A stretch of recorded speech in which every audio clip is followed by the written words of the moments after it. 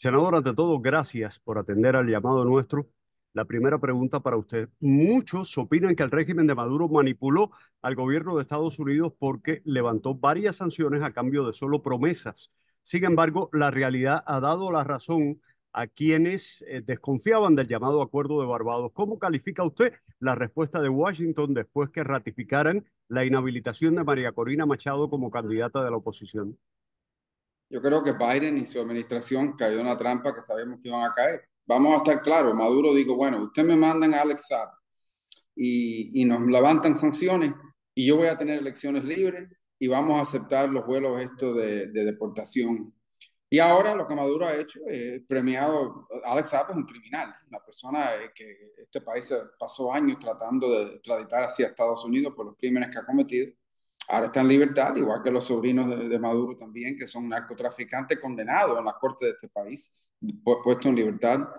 Y a la misma vez, ahora Maduro está básicamente cancelando elecciones. María Corina Machado, que es la figura más popular, la candidata que escogió la oposición, la han eliminado de la boleta. Así que ellos van a seguir buscando hasta que tengan un candidato oficialista, ¿no?, de la oposición oficial, como ellos quieren tener en todos estos regímenes. Y esta administración ahora cuando amenaza que vamos a reimponer las sanciones el mes que viene si ustedes no cambian esto, ellos dicen, bueno, si haces eso, yo sé que ustedes tienen un problema migratorio, no vamos a aceptar las deportaciones. Así que lo han jugado exactamente como pensábamos que lo iban a hacer y como advertimos que iba a pasar, y ahora está pasando. Senador, el anuncio sobre el envío de armas atómicas por parte de Estados Unidos al Reino Unido ha provocado que personas cercanas a Putin públicamente hablen sobre el posible traslado de armas atómicas rusas a Cuba. ¿Qué pasaría si esto ocurre?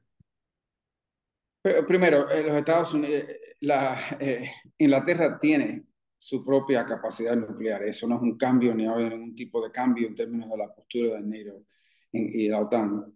En el caso de, es inaceptable. Yo no creo que ni Cuba lo aceptaría. Yo no creo que con lo malo que esté la situación en Cuba en este momento y lo demás, yo estoy bien sorprendido si el régimen aceptaría eso. Va a crear una crisis muy grave. Cuba va a pagar el precio sobre esa crisis. Yo no espero que ellos lo hagan. Yo creo que eso es una de las cosas que hablan en la prensa rusa para hacerse parecer fuerte. Pero obviamente es algo que siempre estamos mirando de cerca. Y creo que los Estados Unidos, si eso ocurre, tiene que hacer todo lo posible para castigar a un régimen cubano que aceptaría eso y prevenir. Estaríamos de nuevo en octubre del 61, pero yo no espero que eso vaya a ocurrir. Senador, usted ha apoyado al expresidente Trump para que sea el candidato republicano. En este caso, si Trump logra regresar a la Casa Blanca, de alguna manera le preocupa la tensa relación actual entre él y el líder de los republicanos en el Senado, Mitch McConnell. Bueno, hay dos cosas. Es posible tener relación a nivel político y personal que no sean cercanos y a la misma vez trabajar juntos. Al final del día, me imagino yo que la mayoría, por ejemplo, de las personas que un presidente Trump vaya a nombrar a posiciones clave, que el Senado tiene que confirmar, también jueces y lo demás, no va a tener oposición de parte de McConnell ni los senadores republicanos. Así que yo no creo que es necesario que ellos sean buenos amigos para poder trabajar juntos sobre los temas en común. McConnell es una persona que ha estado aquí mucho tiempo, ha trabajado con presidentes en ambos partidos y no creo que lo vaya a tomar a nivel personal. Yo no creo que eso vaya a impedir en nada la habilidad de la administración Trump poder actuar y hacer lo necesario para rescatar a este país de la situación en la cual nos encontramos en este momento. Senador, en una exposición reciente ante el Congreso, el director del FBI dijo que los hackers del régimen chino están arremetiendo cada vez con más fuerza contra las infraestructuras civiles aquí en Estados Unidos, con ataques en las redes eléctricas, en el agua, entre otras. Esto ocurre después que varias fuentes en Cuba aseguran que el gobierno chino controla una base espía en la isla. ¿Saben esto los legisladores y las personas que tienen a su cargo el revisar y el investigar todo esto? Bueno, la presencia china en Cuba es así, es un tema público. O sea, eso hubo artículos sobre eso hace varios meses y es algo que preocupa, obviamente, porque desde Cuba, a través de esa capacidad, ellos pueden hacer espionaje en contra de todas las bases de Estados Unidos, en toda la Florida e incluso en otros estados del sureste del país también. Y también le da una presencia a China en el hemisferio para hacer todo tipo de actos electrónicos y lo demás. En términos de lo que dijo el jefe del FBI, lo que ha dicho es cierto, y es que estos hackers chinos se están posicionando en la red de electricidad energética de este país, por ejemplo, y en otras cosas claves, y lo hacen para estar en posición de tomar acción, de paralizar al país, de impedir la habilidad de funcionar como economía y como gobierno en un momento en que haya un conflicto entre Estados Unidos y China. Es decir, si hay un conflicto entre Estados Unidos y China, por ejemplo, sobre Taiwán, ellos quieren estar en posición para crear daño en la vida económica de los norteamericanos. Es una de las armas en esta nueva época que estamos viviendo. Y no quiere decir que lo vayan a hacer mañana, pero se están posicionando para poder hacerlo. Una amenaza más en contra de Estados Unidos en un momento que hay una... Imagínese usted en un momento como ese, que los americanos no puedan tener acceso al banco, que no funcione la red de electricidad en grandes países, en grandes ciudades. Los norteamericanos van a estar preocupados sobre su propia vida y no sobre lo que está pasando en Taiwán. Y eso es lo que están tratando de posicionarse. Es una amenaza muy seria, lo conocemos bien, y es algo que hay que seguir trabajando en contra. Senador, usted personalmente se opone al parol humanitario para nicaragüenses, haitianos, venezolanos y cubanos. ¿Y por qué?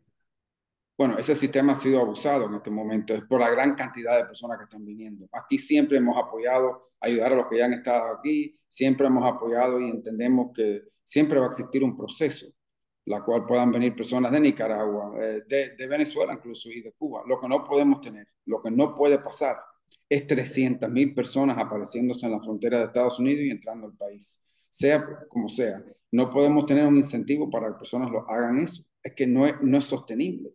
En el mundo en este momento viven más de 100, 200 millones de personas que quieren venir a Estados Unidos y lo pueden hacer. Este país no puede asumir ese cargo. En los últimos 3 años solamente han entrado a este país más de 6 o 7 millones de personas. En ningún país puede sostener eso. Lo estamos viendo las imágenes, estamos viendo lo que está pasando y sabemos bien que vienen de todas partes del mundo.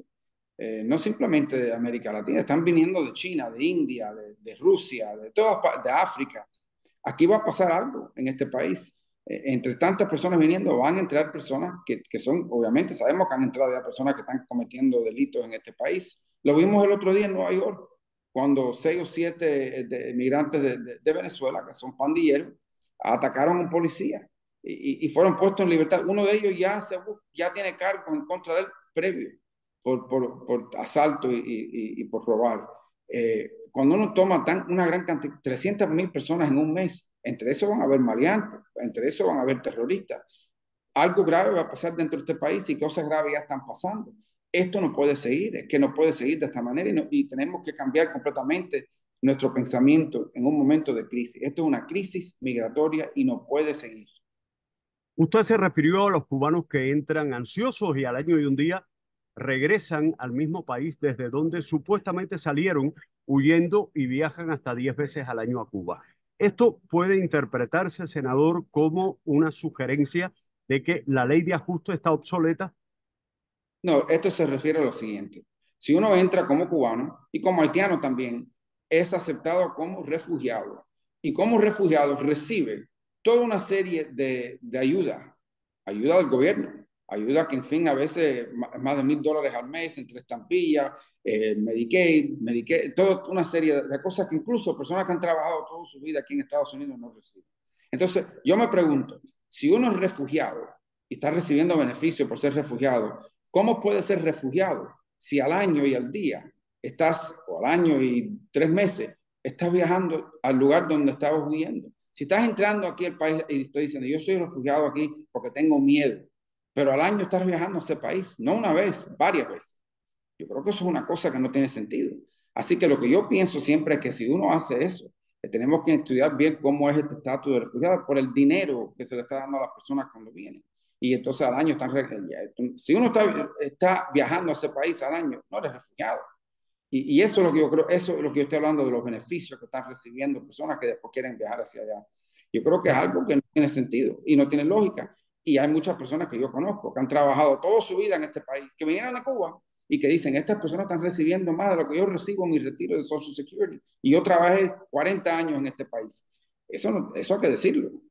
Funcionarios del Departamento de Estado me han dicho personalmente, senador, que los dueños de MIPYMES o pequeños negocios en la isla, muchos de ellos no sabemos ni siquiera la relación que tienen con personas del gobierno, cuentan con el apoyo de la Embajada de Estados Unidos en La Habana. ¿Usted está de acuerdo con eso? Bueno, el problema es el siguiente. Aquí cuando se hicieron los cambios bajo Trump, las personas no entienden esto porque no lo saben bien. Si realmente eres un negocio independiente en Cuba, no controlado por los militares, aquí hay muy pocas cosas que impiden que se haga trabajo con usted. El problema aquí es que en Cuba el régimen decide quién puede ser un pequeño comerciante.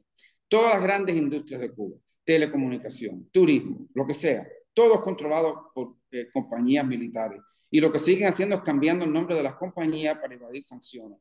Así que el régimen cubano no va a permitir que exista, este régimen no va a permitir que exista realmente, verdaderamente, una economía independiente dentro de Cuba, porque ellos quieren que todo el mundo en Cuba dependa del régimen. Así ellos mantienen el control y el poder sobre la población. Entonces, es lo que yo digo, cuando están trabajando con estas personas hay que entender, sí, algunos de ellos pensarán que están independientes, pero existen porque el gobierno se lo permite. Pero por la ley de Estados Unidos, si no tienen vínculos directos a los militares o las compañías controladas por los militares, pues entonces realmente siempre lo ha permitido. Y eso fue hecho a propósito, porque quisiéramos ver una economía independiente que empiece a exigirle cosas al gobierno. Pero el régimen lo sabe y no lo va a permitir. Y por eso siempre ha sido ridículo este pensamiento de que en Cuba van a permitir pequeños comerciantes que tengan la habilidad de actuar independientemente del gobierno. Senador, su opinión sobre la presencia de la pandilla venezolana, el Tren de Aragua, en zonas como Miami y Chicago. ¿Cómo han logrado entrar y están los organismos de seguridad de Estados Unidos preparados para lidiar con esta organización delictiva calificada como una de las más peligrosas de Sudamérica? Bueno, ¿cómo han logrado entrar? Es muy sencillo de entender. Uno entra a la frontera y dice que yo estoy aquí pidiendo asilo y te sueltan y te dejan entrar al país y te dan un papel que te permite trabajar y te dan un papel que con ese papel uno puede montar en aviones en este país y viajar donde quiera. Y en muchos de ellos terminan en grandes ciudades. Por ejemplo, en Nueva York en este momento se sabe que existe una organización que se ha dedicado a robarle a los turistas, a las personas caminando por la calle. Algunos son de Colombia, otros de Venezuela, otros de otras partes del mundo. Este pensamiento, bueno, nosotros vivimos esto en esta comunidad. Yo era niño, pero en el Mariel. Aquí vinieron personas que hoy en día se han involucrado y trabajan se han incorporado a la vida de este país. Y también vinieron asesinos, pandilleros, personas encarceladas por crímenes graves y los demás que hicieron muchísimo daño. Cuando uno está admitiendo a millones de personas al año, entre esas personas siempre van a haber delincuentes, siempre van a haber personas que vienen aquí a hacer crimen. Y hay que pensar esto también. Si eres Maduro, ¿cuáles son las personas que uno quiere expulsar del país? Yo creo que es muy lógico que pensar que él está expulsando adrede a criminales, a pandilleros, a personas que ellos quieren sacar de su propio país, igual que hizo Fidel en el año 80. Así que obviamente aquí no se puede decir todo el mundo. Me imagino, que pienso yo, ¿no? Que la enorme mayoría de las personas que vienen no vienen a cometer delitos, vienen porque están huyendo una cosa o la otra, pero entre ellos van a haber pandilleros y lo sabemos, ya lo sabemos de cierto, así que es una cosa muy peligrosa. Las ciudades no están preparadas para esto, nadie está preparado. Es que es imposible prepararse para 305, 6,000 personas al día entrando a este país de todas partes. Eso es imposible. Ningún país del mundo se puede preparar para algo como eso. Senador, se comenta que de ganar Trump la presidencia, usted podría formar parte del gabinete, especialmente como secretario de Estado. ¿Ustedes han hablado algo sobre esto y por su parte estaría interesado? Bueno, nunca, obviamente no hemos hablado nada sobre eso y creo que es prematuro, ¿no? Pero hay que ganar las elecciones, que es clave para el país. Yo, como digo, si eso fuera, si algo, nadie me ha mencionado eso, yo no lo estoy pidiendo. Si algún cargo como ese se lo ofrece, eso es un gran honor y eso hay que considerarlo porque al final del día yo siempre estoy interesado en hacer lo más posible para servir al país. Pero eso no es algo que yo controlo, ni estoy pensando, ni estoy haciendo campaña. Y por eso yo estoy concentrado en mi labor aquí, porque al final del día lo que yo sé es que si Trump gana en noviembre, yo voy a estar aquí en el Senado y vamos a trabajar junto con él para salvar a este país del desastre que enfrentamos en este momento bajo Joe Biden. Pregunta, senador. Una última pregunta. ¿Cuál sería la manera efectiva y el papel que debe jugar Estados Unidos en la guerra de Ucrania e Israel? Desde su perspectiva, ¿qué debe hacerse diferente si Trump llega a la Casa Blanca, diferente a lo que está haciendo Biden? Bueno, en el caso de Ucrania es un caso complicado, porque Rusia es un país enorme y es increíble lo que ha podido lograr Ucrania, un país mucho más pequeño en resistir. Y creo que debemos seguir ayudándonos. Yo no creo que es una ayuda sin límite, no creo que puede ser una ayuda que dure 10 o 15 años, pero tampoco podemos abandonar completamente eso, porque eso crearía no solamente un problema en Europa, sino también la percepción de Estados Unidos como un país débil va a incrementar. Así que yo creo que ayudar a Ucrania, pero tiene que haber un límite en la cantidad. No puede ser lo que ellos quieran, porque sí están nuestros intereses nacionales, pero no es un interés sin límite. En el caso de Israel debemos estar apoyándolo. Israel no está pidiendo que Estados Unidos mande soldados, incluso lo que está pidiendo Israel es que le mandemos los armamentos que ellos han comprado y que quieren comprar y están pagando. Y debemos apoyarlo. Israel ha sido atacado por un grupo terrorista islámico radical que ha matado más de 1.300 personas, que no le importa la vida de sus propios ciudadanos, de su propia población, y este grupo tiene que ser derrotado 100%. Debemos estar con ellos y no podemos permitir que estos elementos que ahora existen en este país, muchos de ellos infiltrados a través de visas de estudiantes y lo demás, y sus protestas y lo demás, impidan acción para nuestros aliados. Aquí es muy fácil. Los enemigos de Israel también son nuestros enemigos y debemos hacer todo lo posible para ayudar a que Israel los pueda derrotar completamente. Senador, gracias. Me pasé del tiempo, pero quisiera que me comentara el hecho de la disputa que hay entre Texas y el gobierno federal. Y ahora mismo DeSantis está proponiendo enviar también tropas del estado, o sea, el ejército hacia, para apoyar al gobernador de Texas.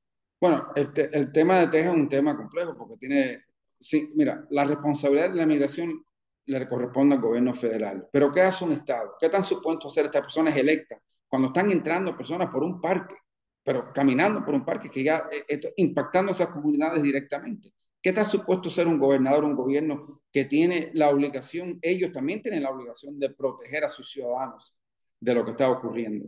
Y entonces han tomado medidas en contra de eso. Y lo que yo creo que es lamentable y que más yo creo es importante en todo esto es que el mismo presidente Biden que está exigiendo que le den, que él tiene el poder para poder parar lo que está pasando, lo que no lo quiere hacer. Que el mismo presidente que está diciendo que él quiere y está dispuesto a parar lo que está pasando en la frontera, está en la Corte Suprema trabajando en contra de que paren esto. El Estado está haciendo lo que Biden debe hacer. Y Biden fue hasta la Corte Suprema para quitarle ese poder al gobierno estatal de Texas. Él debe estar dando las gracias a Texas en vez de tratar de impedir lo que están haciendo. Gracias, senador. Por cierto, ¿usted tiene alguien a quien le gustaría apoyar en las elecciones locales de Miami-Dade? En términos de En cuáles. términos de si tiene preferencias usted por alguno Bueno, de los candidatos, digamos si el